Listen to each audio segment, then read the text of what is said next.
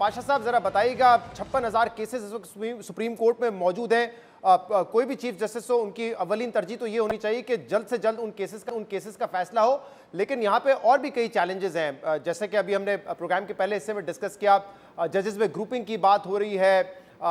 Bench fixing کے الزامات لگ رہے ہیں. آپ کو لگتا ہے کہ قاضی فائز عیسیٰ صاحب جو بات کرتے تھے اب وہ امپلیمنٹ کر بھی پائیں گے ان تمام چیزوں کو, یعنی کہ جو چیف جسٹس کے پاورز ہیں ان کو ڈیوالو کریں گے, جو پریکٹس اینڈ پروسیجر کے تحت کہا تھا 3 رکنی کمیٹی یہ فیصلہ لے گی کہ کون سے کیس پہ سو موٹو لینا ہے, یا جو بینچ ہے وہ کس طرح تشکیل دیا جائے گا, یہ سب ہو جائے گا آنے والے دور میں بہت جلد؟ بالکل شہزاد صاحب,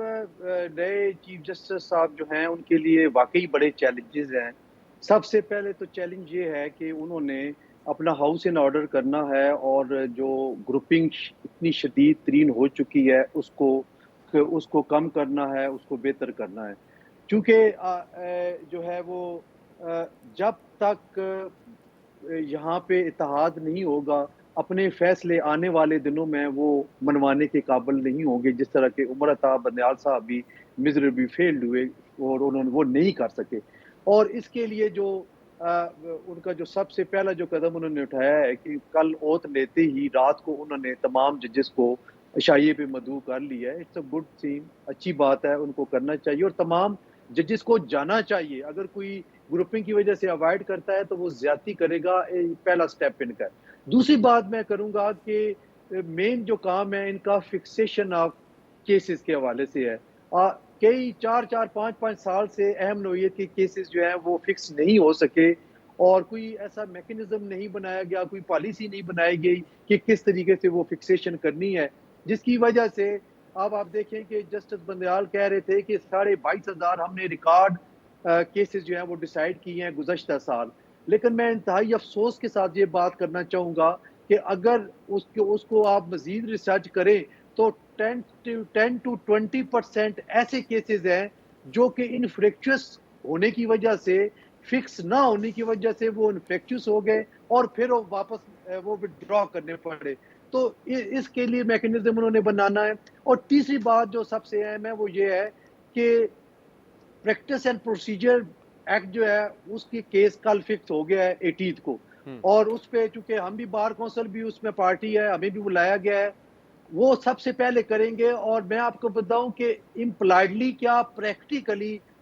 جسٹس قاضی فائز عیسیٰ صاحب نے اس کو تسلیم کرتے ہوئے اس ایکٹ کو جب سے یہ اسمبلی سے منظور ہوا وہ کسی بینچ کا حصہ نہیں بنے. اور ہم نے ان سے پوچھا کہ آپ بینچ میں کیوں نہیں بیٹھتے, تو انہوں نے کہا کہ پارلیمان نے پریکٹس اینڈ پروسیجر ایکٹ بنا دیا ہے, آل دو کہ چیف جسٹس کی پارٹس کو انہوں نے 3 رکنی کمیٹی پہ تقسیم کر دیا, اور میں بھی اگر چیف جسٹس بنوں گا تو مجھے بھی یہ کرنا پڑے گا. تو میں سمجھتا ہوں کہ اس ایکٹ کی موجودگی میں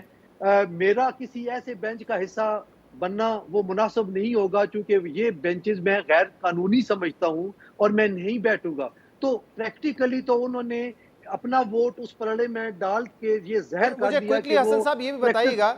کہ کیونکہ یہ ایکٹ بن چکا ہے لیکن اس پہ اسٹے آرڈر ہے, تو اگر قاضی فائز عیسیٰ صاحب آتے ہیں, بینچ بناتے ہیں اور اسٹے آرڈر ہٹ جاتے ہیں تو obviously اس کی امپلیمنٹیشن اسی دن سے ہوگی جس دن سے یہ ایکٹ بنا تھا. تو اس دوران جو سپریم کورٹ نے فیصلے کیے ہیں کیا وہ ختم ہو جائیں گے؟ کیونکہ قاضی فائز عیسیٰ صاحب کی ایک رائے تھی کہ اس ایکٹ کے بعد جتنی بھی بینچز بن رہے ہیں وہ انلیگل ہیں, تو یعنی کل نیب کا اگر فیصلہ آیا ہے, نیب امینڈمنٹ کا, تو وہ ختم ہو جائے گا اگر پریکٹس اینڈ پروسیجر بل جو ہے اس پہ اسٹے ختم ہو گیا تو؟ جی یہ ایک نئی انالوجی سامنے آئے گی اور یہ دیکھنا پڑے گا, فرسٹ انسٹانس کا یہ کیس ہوگا. ادروائز جتنے بھی کیسز کوئی ججز سنتے ہیں اور وہ اس کے بعد وہ بینچ سے فرض کر لیں نکال دیے جاتے ہیں, تو ان کے لیے سیونگ کلاز موجود ہے کہ وہ ان کے جو ڈیسیژن جو ججمنٹس ہیں وہ ان کو پروٹیکشن حاصل ہے. لیکن اس میں ہوا یہ کہ 184(3) کے خاص طور پہ جو بینچز بنائے گئے, مثلا یہ بھی جو نیب ترامیم والا کیس ہے وہ بھی 184(3) کی جورسڈکشن اسیوم کر کے تو اس کو ٹیک اپ کیا گیا ہے. تو یہ دیکھنا پڑے گا کہ کیا جو بینچ اگر انڈو کرتا ہے اس کو یا سٹیٹس کو ختم کرتا ہے یا وہ پٹیشن ڈسمس کرتا ہے پریکٹس اینڈ پروسیجر ایکٹ کے خلاف, تو پھر کیا وہ اس میں سیونگ کلاس دے دیتے ہیں, کوئی پروٹیکشن دے دیتے ہیں پیچھے جو بینچز فیصلہ کر چکے ہیں, پھر تو اسپیسیفکلی ان کو اس میں لکھنا پڑے گا. ادروائز اگر نہیں کرتے تو پھر یہ یہ جو ہے یہ ڈیمز ٹو بی پینڈنگ تصور ہوں گے.